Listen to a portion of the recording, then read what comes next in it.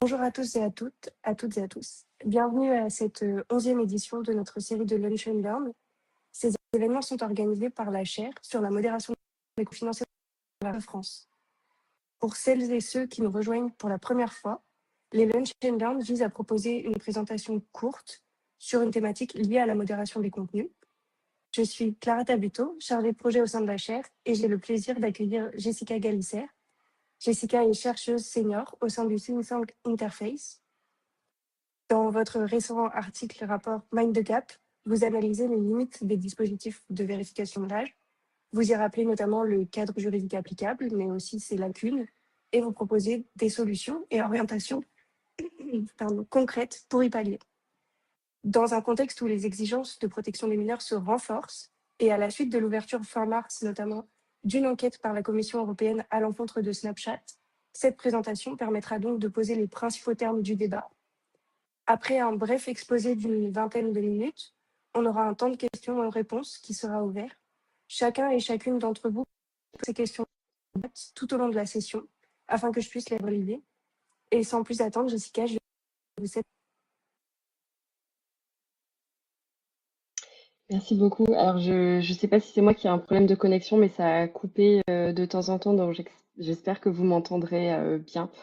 Donc merci beaucoup tout d'abord à toutes et tous d'être là, de vous être connectés pour ce Lunch and Learn, et au CNAM aussi pour l'invitation à présenter les résultats de mon étude.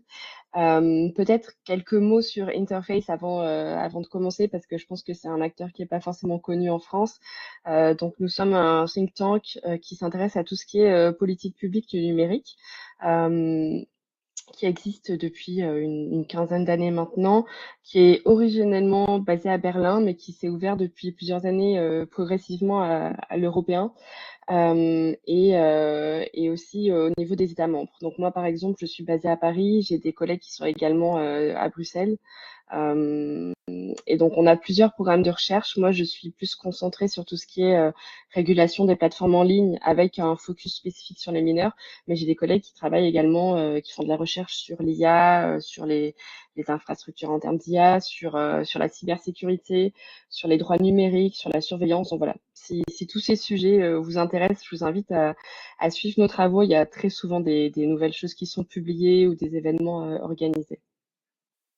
Alors, pour revenir à ce policy brief qui a été publié en octobre dernier, donc il est accessible libre de droit sur notre site internet. Juste pour revenir brièvement sur pourquoi s'intéresser à la vérification de l'âge.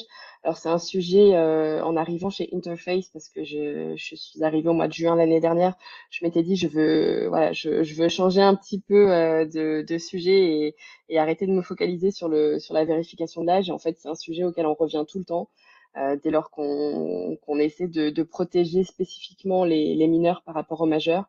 Au bout d'un moment, on revient toujours à la vérification de l'âge. Donc, au final, j'ai continué de m'y intéresser, tout simplement parce que c'est ce que j'ai mis là. C'est une étape qui est indispensable à la mise en œuvre de plusieurs dispositions légales existantes, notamment dans la directive médias audiovisuels, enfin services de médias audiovisuels, le RGPD et le Digital Services Act.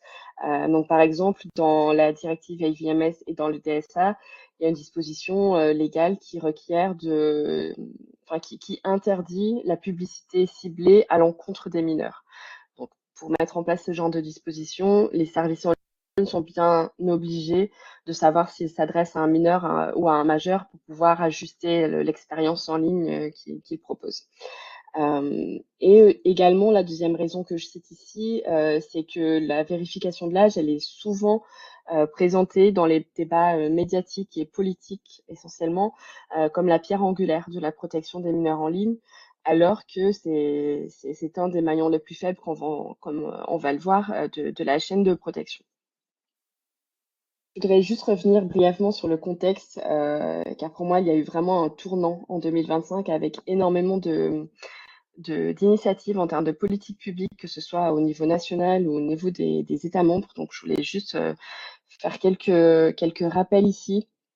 Donc tout d'abord, on a un groupe d'États membres de l'Union européenne. Au début, ils étaient 5 ou 6 et puis finalement, ils sont devenus beaucoup plus nombreux, qui ont commencé à faire pression au niveau européen pour restreindre l'accès des mineurs aux réseaux sociaux et pour instaurer une vérification de l'âge au niveau européen. Donc ce groupe d'États était essentiellement mené par la France et le Danemark. Et petit à petit, d'autres ont suivi. On a également, en novembre l'année dernière, le Parlement européen qui a adopté une déclaration qui, en gros, conclut que les dispositions légales actuelles, elles ne sont pas suffisantes, qu'il faudrait un nouvel instrument législatif pour instaurer une majorité numérique à 16 ans. Et des choses qui sont évoquées dans cette déclaration, c'est par exemple des manquements sur des services qui ne seraient pas couverts, comme les jeux vidéo ou des, des fonctionnalités très spécifiques de certaines plateformes. On a également, au mois de juin 2025, 21 ministres issus de 13 États membres qui ont co-signé une tribune, eux aussi observant que le cadre légal existant était insuffisant et que donc il fallait prendre des mesures de façon très urgente pour pouvoir protéger mieux les mineurs en ligne. À peu près sur la même période, on a la Commission européenne qui a produit un prototype d'une application de contrôle de l'âge qui a vocation à être utilisée et déclinée dans l'ensemble des États membres. Donc cette application, elle est actuellement testée par 5 États membres, il me semble, et par un certain nombre de plateformes en ligne, comme par exemple Snapchat. Pour l'instant, on a très peu de retours d'expérience, ou en tout cas, je n'ai pas su les trouver. Mais si certains d'entre vous en ont, je suis très curieuse d'en savoir plus. Et enfin, plus récemment, la présidente de la Commission européenne, Ursula von der Leyen, a rassemblé un groupe d'experts qui s'est rassemblé, il me semble, une fois pour le moment, pour essayer de guider les actions de la Commission européenne dans ce domaine et notamment produire des préconisations en matière de restriction d'accès aux réseaux sociaux. Est-ce qu'il faut mettre des interdictions comme c'est le cas en Australie ou est-ce qu'il faut adopter d'autres mesures? Donc voilà, il y a ce groupe d'experts qui a vocation à se réunir et à produire des recommandations d'ici l'été. Et la dernière mesure sur laquelle je voulais insister et qui pour moi est la plus importante, c'est le fait que la Commission européenne ait publié en juillet dernier les lignes directrices sur l'article 28 du DSA. Donc l'article 28 du DSA, il impose aux plateformes en ligne de garantir un niveau élevé de protection de la vie privée, de sûreté et de sécurité des mineurs en ligne. Et donc il ne dit pas grand-chose de plus, il est très générique. Et donc, les lignes directrices, c'est vraiment 60 pages très détaillées qui vont jusqu'à donner des exemples sur ce que peuvent ou doivent faire les plateformes pour garantir ce niveau élevé de protection, de sûreté et de sécurité des mineurs. Juste pour revenir sur les définitions, pour m'assurer qu'on parle tous de la même chose, pour moi, la vérification de l'âge, c'est le terme générique qui comprend diverses solutions qui sont plus ou moins robustes, plus ou moins respectueuses de la vie privée, etc., qui permettent aux plateformes en ligne d'apprécier l'âge ou la tranche d'âge de leurs utilisateurs. Et donc, ensuite, on a le contrôle de l'âge et l'estimation de l'âge qui sont deux façons de vérifier l'âge. Donc le contrôle de l'âge, ça va être une vérification assez stricte qui est sur la base d'un document officiel d'identité ou dans certains pays sur la base d'une base de données. Par exemple, au Royaume-Uni, il y a certains services publics qui peuvent offrir ce genre de service. Et l'estimation de l'âge, là, ça va être plus une estimation algorithmique qui peut être faite sur la base d'une photo ou d'une vidéo qui est envoyée par l'utilisateur. Et donc, en fonction de ces données biométriques, on estime l'âge ou la tranche d'âge de la personne. Mais ça peut être fait également sur la base des interactions de la personne sur la plateforme en question. Donc, avec quel contenu elle interagit, personne à quelle personne elle est abonnée, ce genre de choses. Et je vous ai mis ici une note qui est très bien faite du Pérenne, qui date un peu parce qu'elle est de, je crois, mai 2022, mais qui fait un recensement des différentes solutions de vérification de l'âge et qui analyse pour chacune d'entre elles ben, le niveau de robustesse, est-ce qu'elles sont facilement contournables ou pas. Donc voilà, il y a différentes différents aspects de ces solutions qui sont analysés par le Pérenne et c'est dans un format très très digeste et je trouve que c'est très très bien fait et je m'y réfère pas mal dans ma note. Donc voilà, je voulais rendre hommage aussi à ce travail qui a déjà été fait. Pour ce qui est de l'idée centrale de ce paper, c'est que en matière de protection des mineurs en ligne, le cadre légal actuel est déjà bien fourni, que ce soit au niveau national ou européen. Et ce qui manque, c'est plus une mise en conformité et une mise en œuvre, donc ce qu'on appellerait en anglais le implementation and enforcement, pour plusieurs raisons sur lesquelles je n'aurai pas le temps de revenir dans cette présentation ici, mais on peut peut-être en parler pendant la discussion après. Sont que les solutions techniques qui existent, elles sont imparfaites. Alors, on entend souvent dans les débats actuellement que les solutions de vérification de l'âge se sont beaucoup améliorées ces dernières années, ce qui est vrai. Mais la solution parfaite qui serait à la fois respectueuse de la vie privée, facile à déployer, qui est pas contournable et qui serait efficace, voilà, on a du mal encore à l'identifier. Il y a également des dispositions légales qui se superposent, à la fois entre le niveau national et le niveau européen, mais également entre différents textes de loi européens. Il y a également une sorte d'ambiguïté juridique qui est souvent exploitée par les grandes plateformes, pardon, justement pour ne pas se mettre en conformité. Et un problème majeur qui est le manque de ressources des autorités de contrôle, comme par exemple l'ARCOM ou la CNIL en France, qui manquent énormément de moyens à la fois humains et financiers pour mener à bien leur mission de contrôle. Pour ce qui est de la méthodologie, bon, j'ai utilisé des méthodes assez classiques de recherche. Juste une précision, chez Interface, on est donc un think tank et donc on va peut-être pas suivre des protocoles très stricts académiquement parlant et on a plus vocation à, à mettre en avant des recommandations très concrètes en termes de politique publique. Et donc, moi, par exemple, je suis pas issue du monde académique à la base. Certains de mes collègues, oui, mais c'est pas mon cas. Donc voilà, ça peut expliquer aussi parfois le fait que vous aurez peut-être l'impression qu'on suit des protocoles moins rigoureux, mais voilà, c'est pas le cas. C'est juste que tout ça est beaucoup moins apparent. Et donc, je voulais juste insister ici sur les tests de conformité que j'ai pu réaliser sur les 8 plateformes qui sont les plus utilisées par les mineurs au sein de l'UE, qui sont Discord, Fortnite, Instagram, Roblox, Snap, TikTok, Twitch et YouTube. Et donc, ce à quoi je me suis intéressée pour ces tests de conformité, c'est pas sur la phase d'utilisation de ces plateformes, parce que je manquais de temps et c'est quelque chose qui est extrêmement coûteux à faire également. Et donc, moi, ce à quoi je me suis intéressée, c'est ce qui se passe quand une personne crée un compte. Donc, j'ai réalisé des tests de conformité à la création d'un compte. Et mes observations initiales et ma question centrale était que on a actuellement dans le corpus juridique des dispositions qui visent à traiter les mineurs différemment des majeurs. Et donc, les plateformes ont certaines obligations à respecter en la matière. Et je voulais vérifier si les textes qu'on a déjà sont respectés avant de penser à peut-être ajouter des couches de législation supplémentaires. Ce qui m'a amené à des questions secondaires qui sont est-ce que les plateformes vérifient l'âge des utilisateurs dès l'inscription, donc à la création d'un compte? Et toujours à ce moment de l'inscription, est-ce qu'elles vérifient le consentement parental? Parce que ce sont deux aspects, vous allez comprendre pourquoi par la suite, qui sont clés en termes de vérification de l'âge. Comment est-ce que j'ai réalisé ces tests?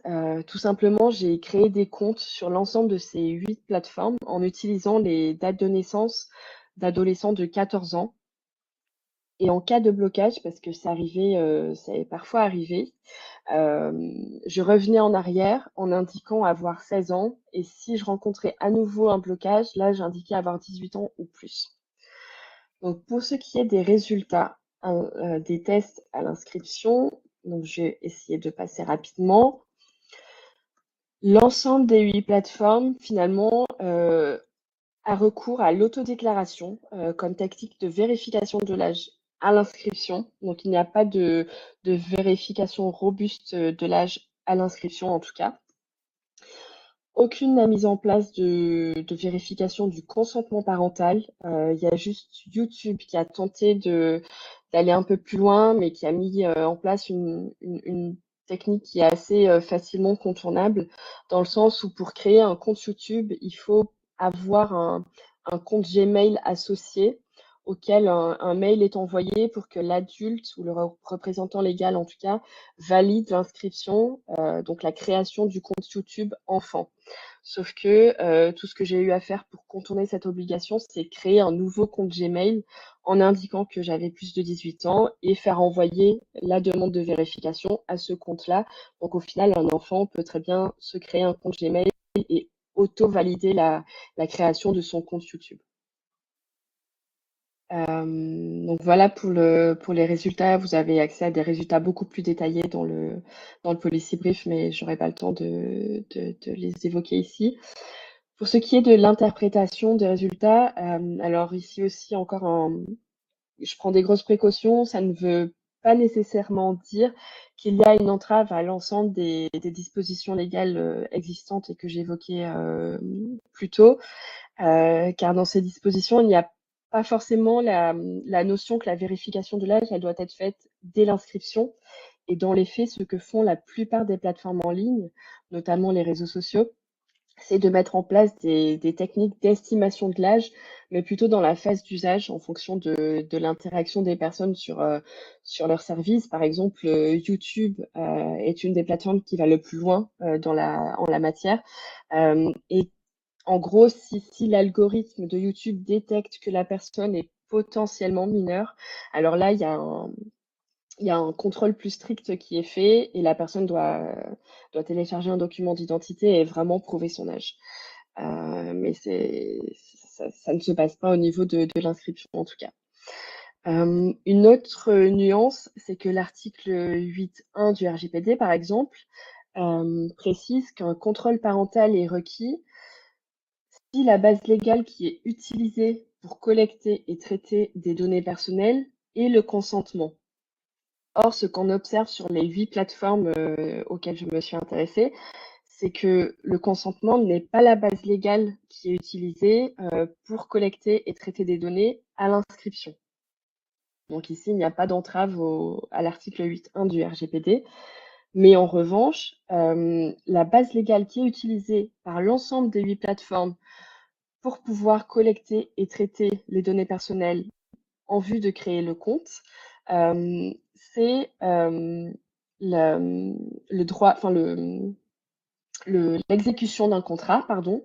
Et donc c'est l'article 6.1b du RGPD que je vous ai remis ici, qui dit que le traitement n'est licite que si le traitement est nécessaire à l'exécution d'un contrat auquel la personne concernée est partie.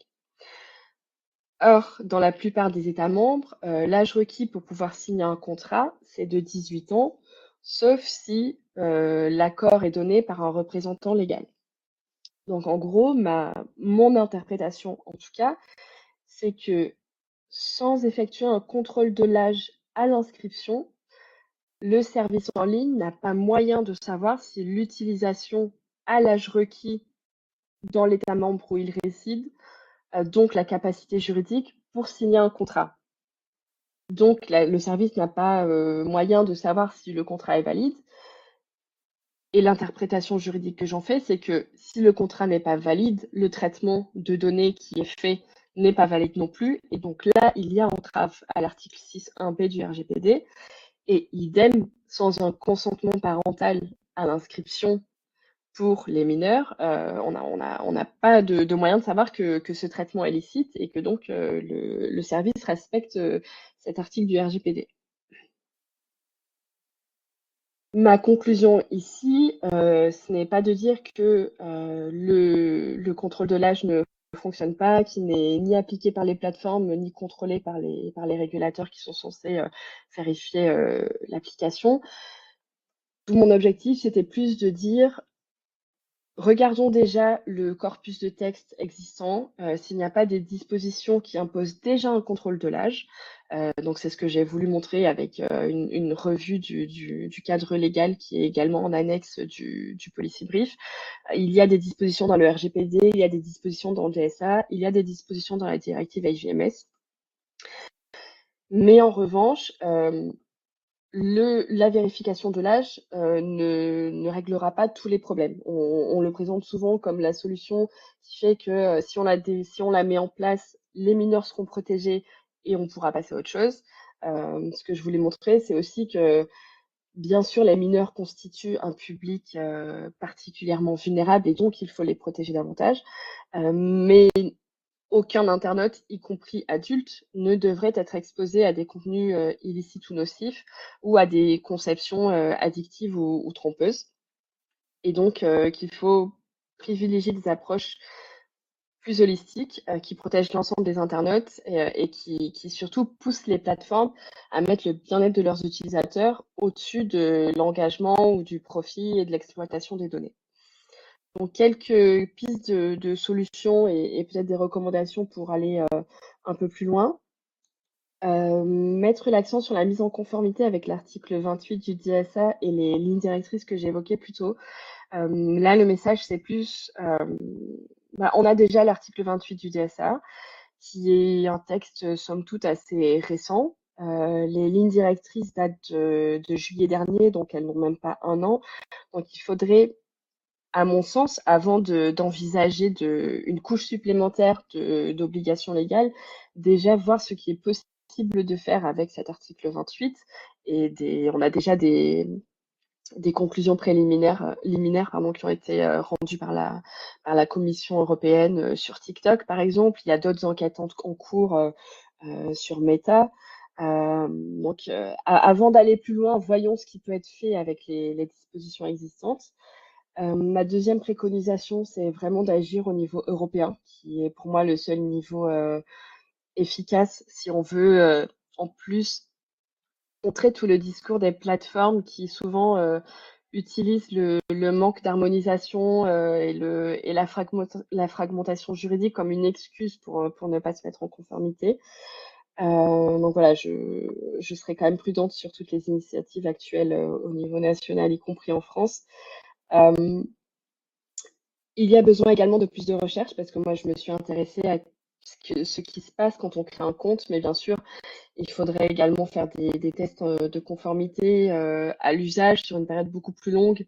Par exemple, j'évoquais un article du RGPD qui, qui impose un consentement parental quand la base légale qui est utilisée pour traiter et collecter des données et le consentement. Ça serait intéressant de s'intéresser à ce qui se passe quand la base légale utilisée par les plateformes est le consentement et voir si à ce moment-là, le consentement parental est vraiment vérifié ou pas. Et c'est le cas, par exemple, pour tout ce qui est proposition ou envoi de publicité ciblée. L'ensemble des plateformes utilisent le consentement pour ce traitement spécifique. Donc, il serait intéressant de regarder à cet endroit ce qui se passe. On a aussi une initiative au niveau européen qui arrive d'ici la fin de l'année, qui est le Digital Fairness Act, et qui a vocation à remettre à plat tout le droit la protection des consommateurs. Et il y a déjà quelques pistes qui laissent penser que on pourrait inclure dans le DFA des dispositions sur les designs trompeurs, sur le scroll infini et ce genre de fonctionnalités pour aller un peu plus loin que le contrôle de l'âge dans la protection des mineurs et des utilisateurs en général en ligne. Et donc, ce que je disais plus tôt, idéalement, privilégie des mesures de protection by design et by default pour préserver les droits de l'ensemble des utilisateurs et pas uniquement des mineurs, pour justement essayer de désamorcer le problème et ne pas se concentrer uniquement sur sur cet enjeu de vérification de l'âge. Et juste peut-être une précision pour conclure. Euh, je ne dis pas qu'il ne faut pas du tout de vérification de l'âge. Je suis persuadée que pour certains services, notamment l'accès à la pornographie, la vente d'alcool, les paris en ligne, voilà, tous ces, toutes ces choses qui ne sont pas accessibles hors ligne, dans ces cas-là, c'est justifié. Mais à titre très personnel, par exemple, je serais plutôt opposée à tout ce qui est restriction d'accès aux réseaux sociaux pour les mineurs.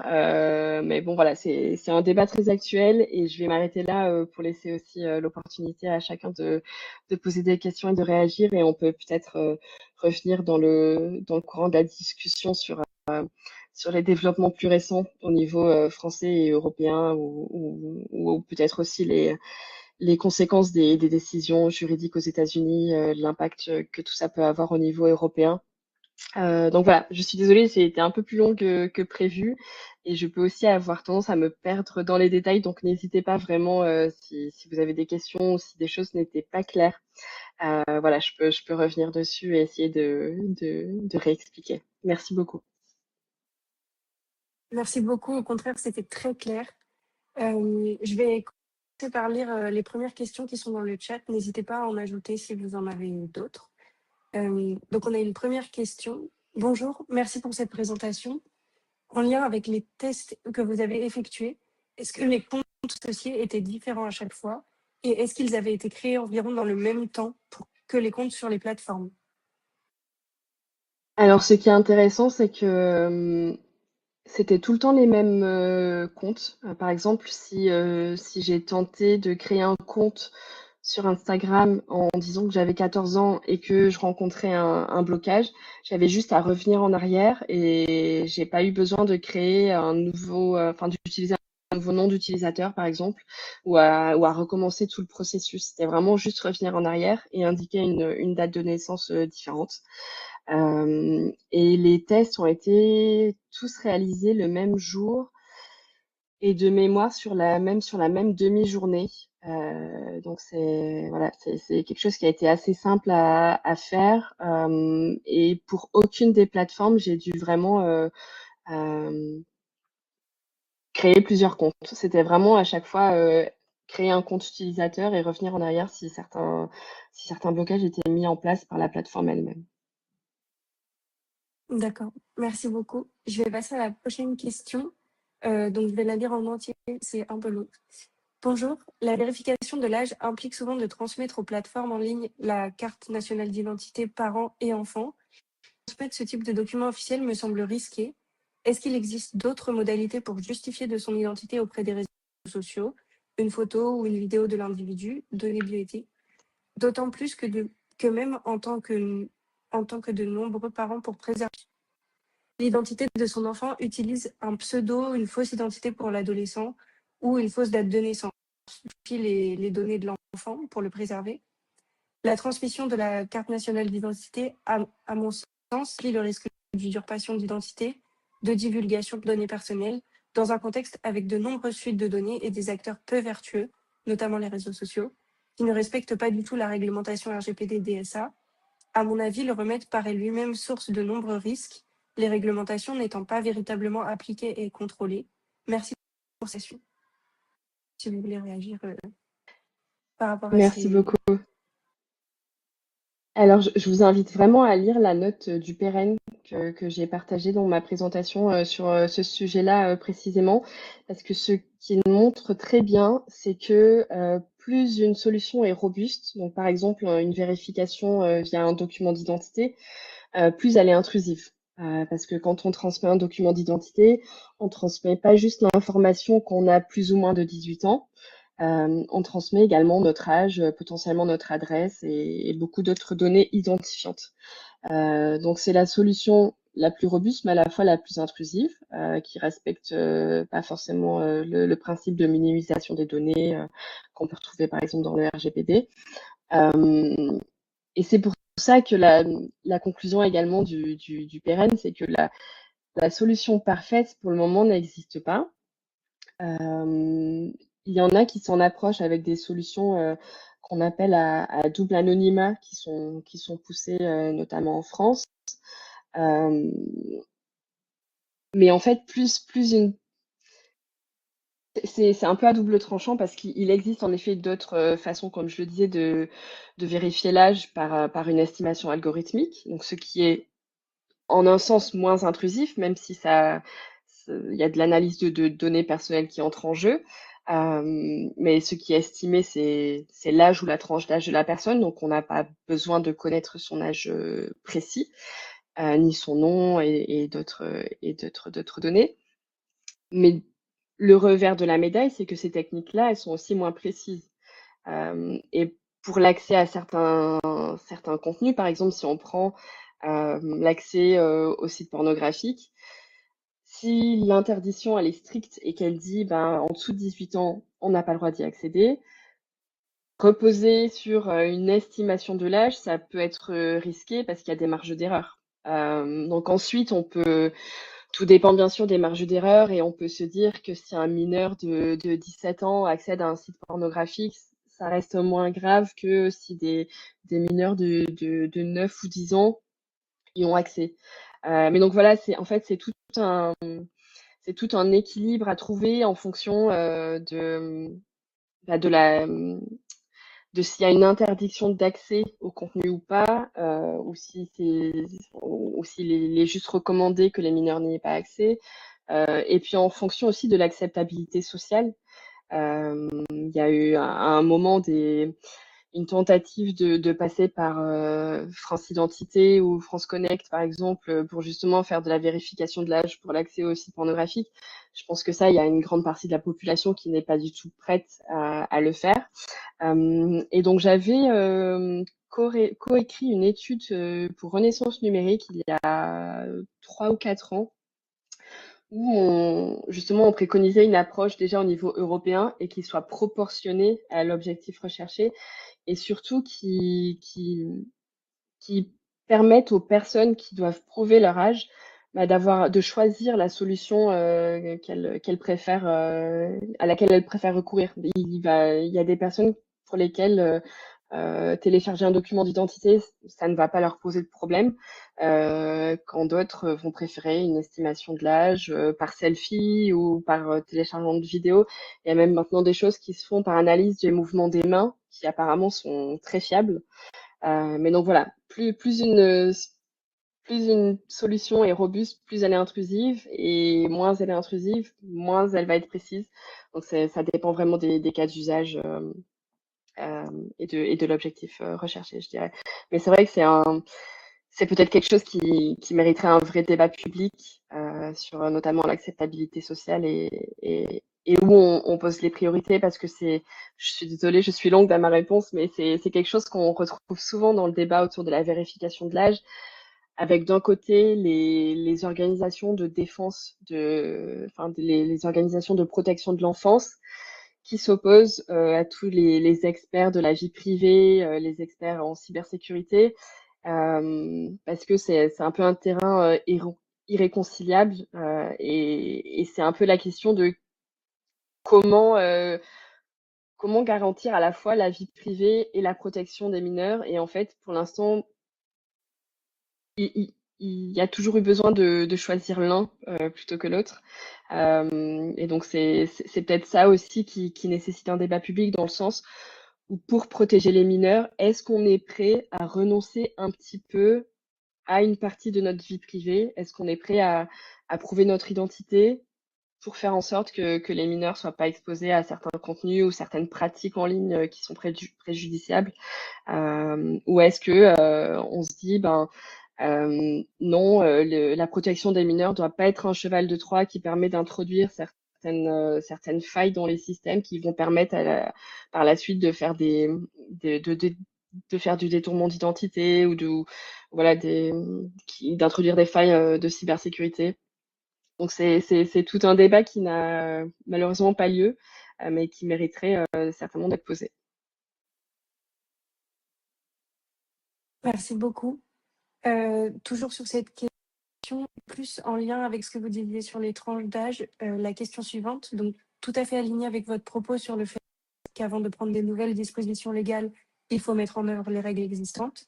En ce qui concerne l'articulation avec le RGPD, il y a quand même cette difficulté de non-harmonisation pour l'âge auquel le mineur peut consentir seul, en fonction des États, entre 13 et 16 ans, ce qui pose le problème de l'uniformisation par l'Européen et de la difficulté de mise en œuvre au niveau européen aussi. Si vous voulez réagir avec ce commentaire. Exactement, et ça, c'est un gros écueil du RGPD. Donc, le commentaire fait allusion à l'article que j'évoquais dans la présentation qui impose une vérification du consentement parental pour les mineurs quand la base légale qui est utilisée pour traiter les données est le consentement. En gros, un mineur ne peut pas consentir seul au traitement de ces données s'il a moins de 16 ans. C'est ce que dit l'article du RGPD, mais il permet aux États membres de fixer cet âge entre 13 et 16 ans. Donc, en fonction de l'état dans lequel on se trouve, parfois ça va être 13 ans, parfois 14, parfois 15. Et c'est typiquement une chose qui est utilisée comme une excuse par certains services en ligne pour dire ben, c'est trop compliqué de se mettre en conformité, il faut, pour respecter le droit en France, c'est 15 ans, dans d'autres pays, ça va être 14. Donc c'est vrai que ça a créé une fragmentation juridique, et c'est précisément ce qui a voulu être évité avec le Digital Services Act, avec une prise de pouvoir beaucoup plus importante de la Commission, à qui il revient de superviser les plus grandes plateformes en ligne, ce qu'on appelle les Very Large Online Platforms, les VLOPS. Donc c'est la Commission européenne qui est chargée de vérifier que ces plateformes-là se mettent bien en conformité avec le DSA. Et, et les États membres ne peuvent pas normalement prendre de dispositions légales qui iraient plus loin que le DSA ou qui iraient à son encontre. Et c'est notamment pour ça que la loi sur la majorité numérique qui a été adoptée en France il y a déjà 2 ans, il me semble, n'a jamais été appliquée alors qu'elle existe, parce que lorsqu'elle a été notifiée à la Commission européenne a dit ben non, ça contrevient au droit de l'Union. Donc la France n'a pas comme prérogative de mettre en place une majorité numérique. Et donc les décrets d'application de la loi par la suite n'ont jamais été pris, et cette loi est caduque. Là, c'est différent avec la nouvelle loi qui est en train d'être débattue qui a été adoptée par l'Assemblée et par le Sénat il y a quelques jours. Parce que entre-temps, dans les lignes directrices sur l'application de l'article 28, la Commission européenne détaille certains cas dans lesquels les États membres pourraient éventuellement définir un âge limite pour l'accès à certains services. Mais les lignes directrices précisent bien que les États membres peuvent mettre en place des dispositions nationales en accord avec le droit européen. Donc là, la prochaine étape pour la loi qui a été adoptée en France, c'est d'être notifiée au niveau européen. Et donc, a priori, la Commission a évolué dans son interprétation, et je sais qu'il y a eu énormément de discussions entre le gouvernement et la Commission européenne à ce niveau-là, et donc normalement, ça ne devrait pas bloquer. Mais voilà, ce n'est pas non plus joué d'avance, je dirais. Merci. Donc on voit qu'il y a un peu quand même des problèmes, en tout cas des enjeux sur l'intégration de toutes les parties prenantes pour cette définition. Et je pense que la prochaine question est assez liée avec ce qu'on a vu. Donc c'est Bastien Savin. Bonjour et merci pour la présentation. La Commission et les textes, dont les lignes de l'article 28, mettent en avant l'inclusion de la société civile, cette fois, dans l'élaboration de ces outils de vérification de l'âge, généralement dans la protection des mineurs en ligne.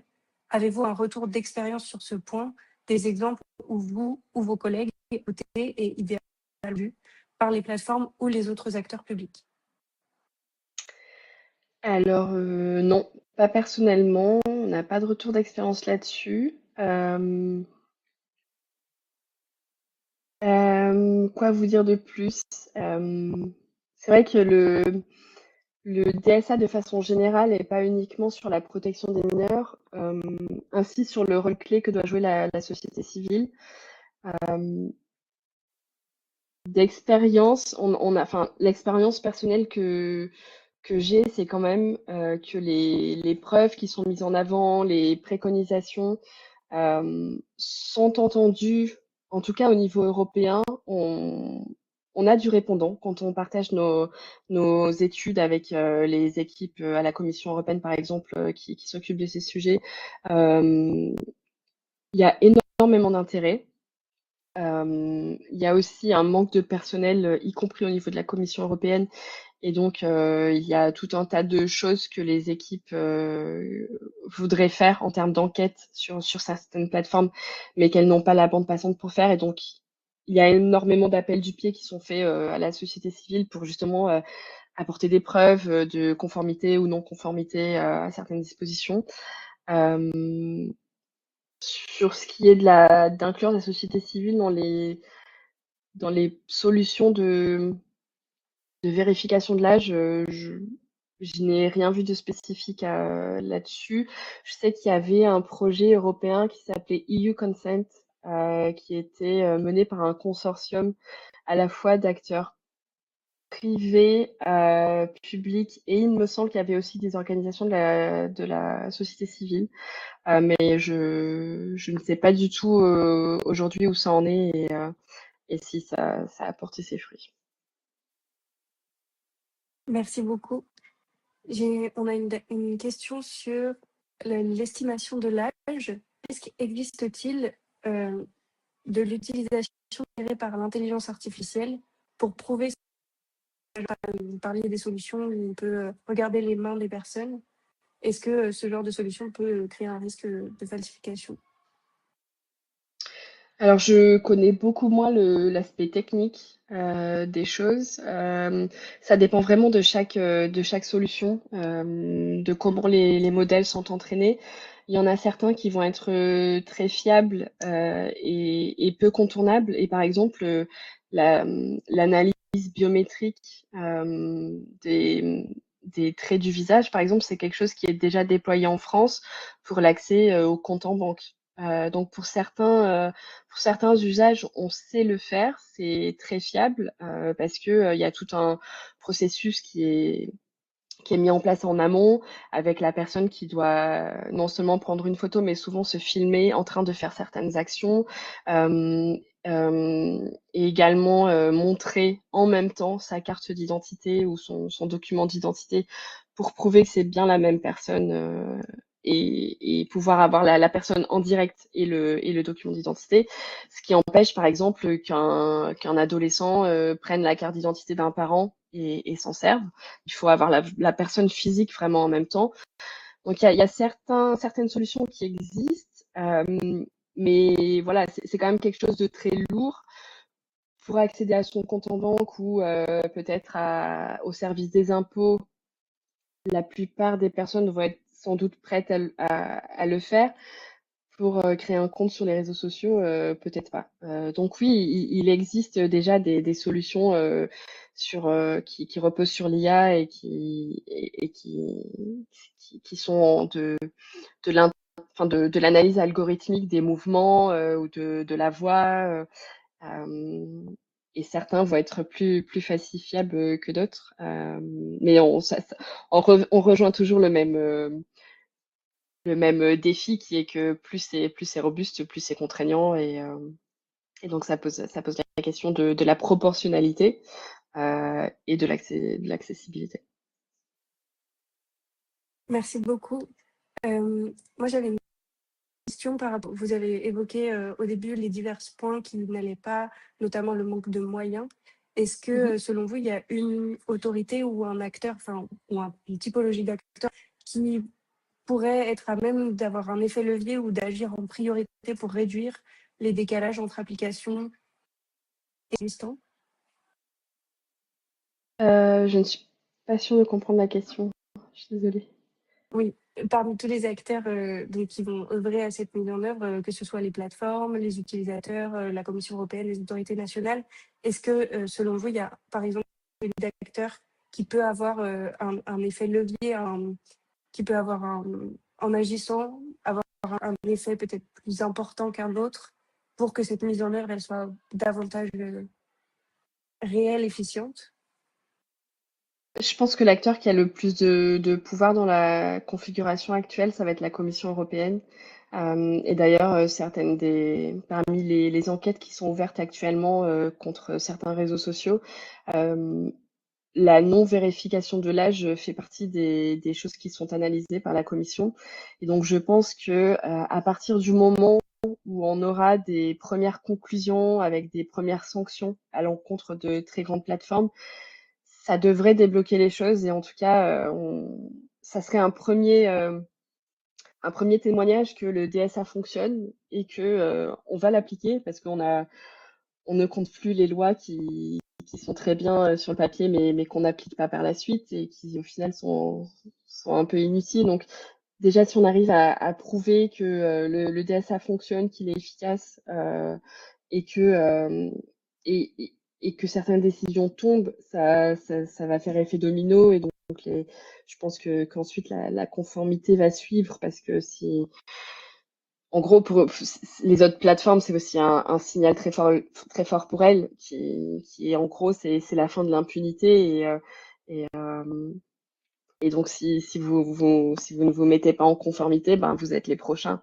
Et en la matière, c'est vrai que jusqu'à présent, on a vu très peu de choses bouger, donc on pouvait se dire, bon, bah, c'est bien beau le DSA, mais en gros, ça va continuer comme avant. Mais là, je pense que ce qui se passe actuellement aux États-Unis avec les deux décisions de justice qui ont quand même conclu que plusieurs plateformes ont consciemment créé des services dont la conception est addictive et donc nocive pour les mineurs. Euh, Ça va aussi avoir des répercussions au niveau européen, dans le sens où toutes les preuves qui ont été amenées à l'encontre de ces plateformes ont été émises dans un dossier qui est accessible publiquement. Et donc, les autorités européennes, que ce soit dans les États membres ou la Commission, vont pouvoir aussi exploiter pour leurs propres enquêtes. Et ça, c'est la première fois qu'on a accès à autant de preuves. Et c'est par exemple des documents internes entre les équipes de certains services qui attestent du fait qu'ils savent depuis très très longtemps que leurs services sont addictifs. Spécifiquement pour les mineurs et qu'ils ont volontairement ciblé les mineurs parce que l'objectif c'est de faire un maximum de profit et donc de faire en sorte que les personnes restent le plus longtemps possible sur ces services parce que c'est comme ça que ces acteurs font du profit en monétisant les données par derrière auprès d'annonceurs publicitaires. Donc voilà, en tout cas, on est dans un moment très intéressant où les choses bougent, plutôt dans le bon sens, peut-être, sauf pour moi, tout ce qui se passe au niveau national, ben pour moi, n'a pas lieu d'être, vraiment, parce que voilà, les choses sont en train de se faire au niveau européen. Il faut laisser au DSA le temps de faire ses preuves aussi. Et si on veut une solution efficace pour protéger les mineurs, il n'y a pas de solution rapide en fait. C'est quelque chose qu'il va falloir prendre le temps de mettre en place et déployer un contrôle ou une vérification de l'âge au niveau national. Au final, ça sera très peu efficace et ça ne fait que déplacer le problème. Parce que si on met une interdiction aux moins de 16 ans, par exemple, bah, quand les personnes ont 17 ans, elles ne sont pas plus équipées pour faire face aux conceptions addictives et à toutes les fonctionnalités qui font que l'exposition à ces services peut être nocif. Donc voilà, pour moi, c'est pour ça que je serais quand même très vigilante sur toutes les approches qui visent à restreindre l'accès des mineurs aux réseaux sociaux. Premièrement, parce que ça va être très facilement contournable, parce qu'il faut une harmonisation au niveau européen et parce que ça ne règle pas le problème, ça ne fait que le retarder. Et c'est pour ça que pour moi, il faut agir sur vraiment l'origine du problème, qui est l'économie de l'attention et la conception des services. Mais c'est quelque chose qui est difficilement entendable en fonction de où on se situe. C'est pour ça que j'ai personnellement de plus en plus une réflexion sur essayer de comprendre l'ensemble des parties dans le débat, parce que si on se place par exemple du côté des parents qui ont perdu leur enfant du fait d'une exposition à des contenus nocifs, qui sont tombés en dépression, il y a de plus en plus malheureusement de cas de suicide d'adolescents du fait d'une exposition à certains contenus. Je peux comprendre qu'en tant que parent, on comprenne pas que ces plateformes soient toujours accessibles aux mineurs et donc le premier réflexe, c'est de vouloir les interdire. Mais donc voilà, le problème, c'est que sur les réseaux sociaux, et là je parle des réseaux sociaux, mais c'est voilà, on peut parler d'internet en général, il y a pas que du mauvais.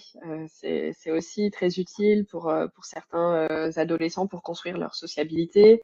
On peut penser aussi à des mineurs qui appartiennent à des minorités LGBT par exemple, qui pourraient ne pas se sentir compris dans leur entourage physique et qui trouvent en ligne une communauté ils- avec laquelle ils peuvent échanger, avec laquelle ils développent un sentiment d'appartenance. Donc voilà, tout n'est pas noir ou blanc et donc couper l'accès des mineurs en dessous d'un certain âge à certains services, je serais quand même assez prudente vis-à-vis de ces approches. Merci beaucoup. Je vais prendre la question suivante. Merci beaucoup pour cette réponse. Vous l'avez abordé, mais pourriez-vous développer, s'il vous plaît, sur l'idée que certains sites devraient rester plus libres d'accès que d'autres? Selon vous, quels sont les services sur lesquels vous pensez que des restrictions pour les mineurs devraient être impérativement mises en place versus des sites sur lesquels il faut donner le droit et responsabiliser davantage les plateformes en ligne?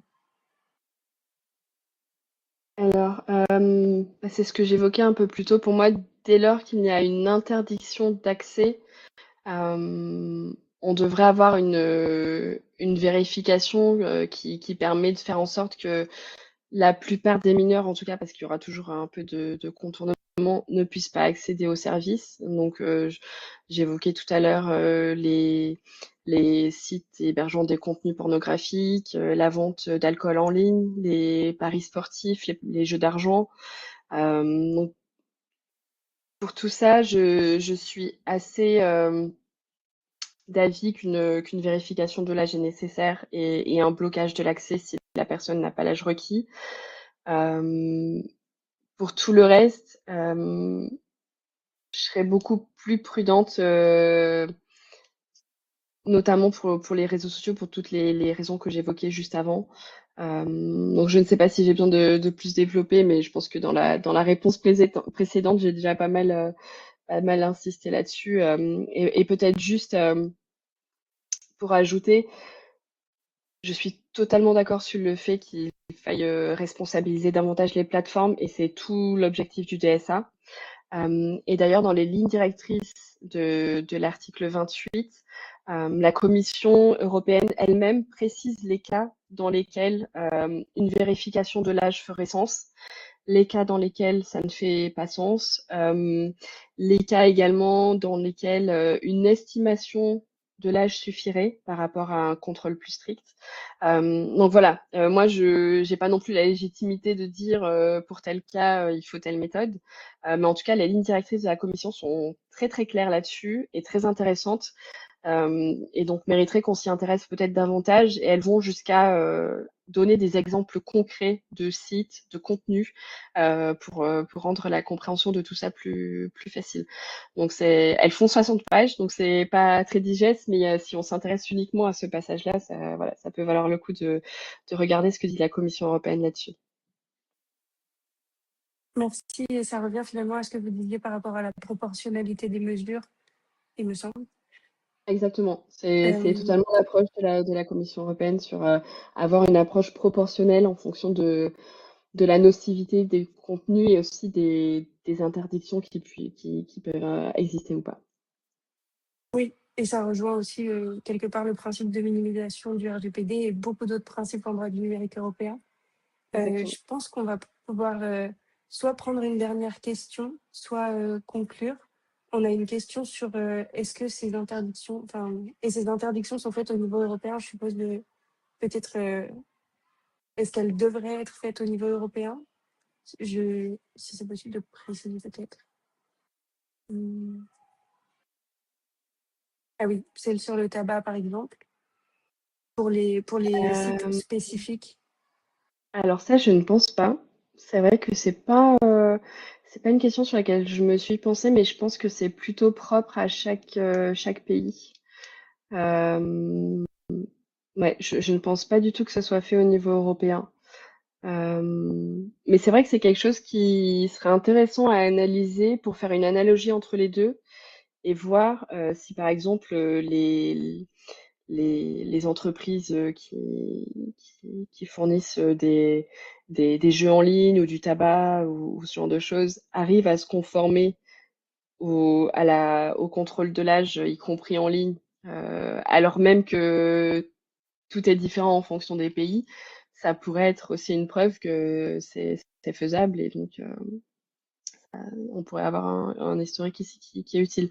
Mais je ne pense pas que ce soit harmonisé au niveau européen.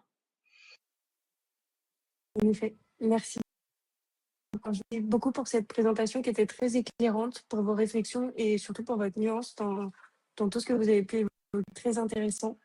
On comprend bien à travers votre intervention à quel point la question de la vérification de l'âge en ligne, ça soulève des enjeux complexes, peut-être qui mobilisent aussi des parties prenantes très différentes et qui n'ont pas du tout les mêmes intérêts, et qui revient à la frontière du droit, de la technique et de la protection des droits fondamentaux. Je remercie également vous toutes et tous pour vos questions à la discussion qui était très intéressante. Et si vous souhaitez approfondir, n'hésitez pas à consulter le rapport. Vous avez le lien dans les commentaires. Peut-être que vous pouvez repartager à la fin. Pour ce qui est de la suite des Lunch and Learn, le prochain Lunch and Learn se tiendra le 5 mai et nous aurons le plaisir de recevoir Arnaud qui nous parlera de la Commission européenne, justement, comme acteur clé dans la mise en œuvre du BSA. Vivement à vous joindre à nous. Et je vous souhaite à toutes et à tous une excellente journée. Merci beaucoup, Jessica. Merci beaucoup à tous. Bonne journée.